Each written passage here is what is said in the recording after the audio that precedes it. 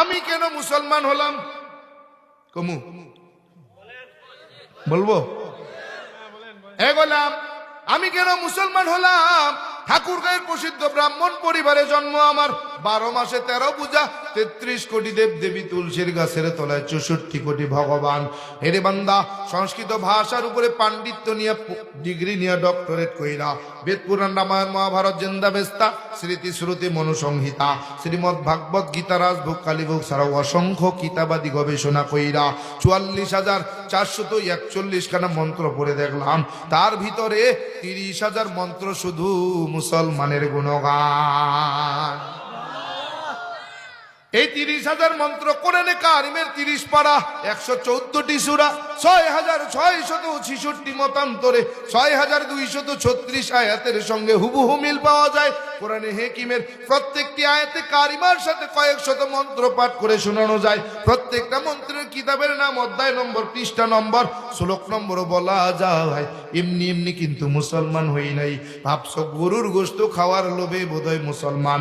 এরে মুসলমান না, না, গরুর গোশত খাওয়ার জন্য এখন মুসলমান হওয়ার প্রয়োজন হয় না। অনেক দাদা কাকা জেঠারা গোপনে গোপনে গরুর গোশত খায়। দাদারা কাকার আসেনি আশেপাশে?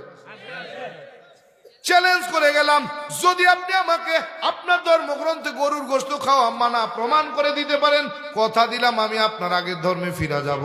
আর আমি যদি আপনার ধর্মগ্রন্থে গরুর গোশত খাওয়াকে বৈধ দেখাইতে পারি, কথা দেন আপনি কি কালেমা পড়ে মুসলমান হতে পারবেন?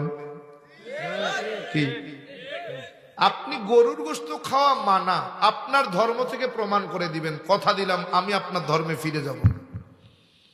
আর আমি যদি আপনার ধর্মে গরুর গোশত খাওয়া বৈধ হালাল প্রমাণ করে দিই, তাহলে আপনি বলেন কালেমা পড়ে মুসলমান হবেন? আয় বললাম, এমনি এমনি কিন্তু মুসলমান হই নাই।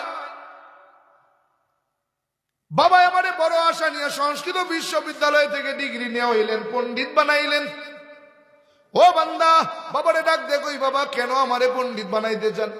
বলে বাবা আমার অবর্তমানে আমার তোমারে পণ্ডিত হতে হবে। বাবা আমারে বড় আশা নিয়ে সংস্কৃত বিশ্ববিদ্যালয়ে ভর্তি করে দিয়ে আসছেন। সংস্কৃত বিশ্ববিদ্যালয়ে সংস্কৃত ভাষার উপরে পণ্ডিত হওয়ার জন্য লেখাপড়া চলতেছে। বেশ দিন থাকার কারণে, দীর্ঘদিন থাকার কারণে বাবা মাকে দেখার জন্য মনের মধ্যে আনচান শুরু হয়ে গেল। কলেজ থেকে ছুটি নিয়ে বাবা মার সাথে দেখা করার জন্য বাড়িতে চলে গেলাম। বাবা কয় কি ব্যাপার? বাড়িতে